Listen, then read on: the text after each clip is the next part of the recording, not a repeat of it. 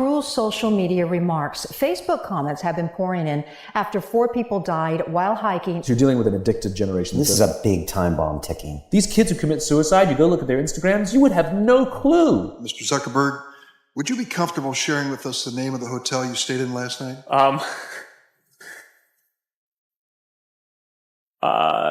No. People who spend more time on Facebook suffer higher rates of depression than people who spend less time on Facebook. It'll destroy relationships, it'll cost time, and it'll cost money, and it'll make your life worse.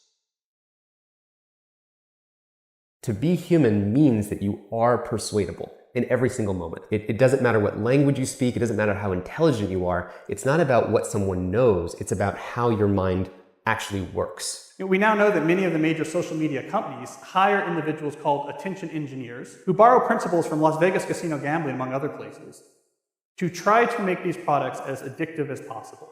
We are all vulnerable to social approval. We really care what other people think of us. When you upload a new photo of yourself on Facebook, that's a moment where our mind is very vulnerable to knowing what other people think of my new profile photo. And so when we get new likes on our profile photo, Facebook, knowing this, could actually message me and say, oh, you have new likes on your profile photo. It knows that we'll be vulnerable to that moment because we all really care about when we're tagged in a photo or when we have a new profile photo. I mean, I think we can all feel it. And it's as if we've been infected. It's if they've drilled a hole in the back of our head and now they've injected the virus and now we walk around searching for feedback using social media. We know that engagement with social media and our cell phones releases a chemical called dopamine. Dopamine is the exact same chemical that makes us feel good when we smoke, when we drink, and when we gamble.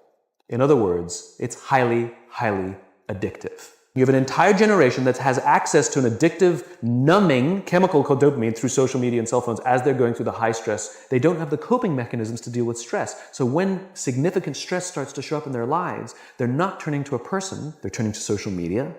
They're turning to these things which offer temporary relief. We know, the science is clear, we know that people who spend more time on Facebook suffer higher rates of depression than people who spend less time on Facebook.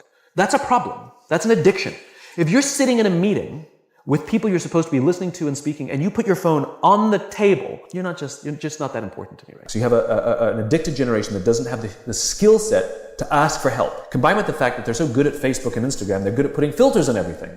So they're good at showing you how smart and strong they are. These kids who commit suicide, you go look at their Instagrams, you would have no clue that they were depressed. People look like they have a much better life than they really do. People are posting pictures of when they're really happy. They're modifying those pictures to be better looking. People basically seem they're way better looking than they basically really are, and they're way happier seeming than they really are. So if you look at everyone on Instagram, you might think, they're all these happy, beautiful people, and I'm not that good looking and I'm not happy, so I must suck. Some of the happiest seeming people, actually some of the saddest people in reality.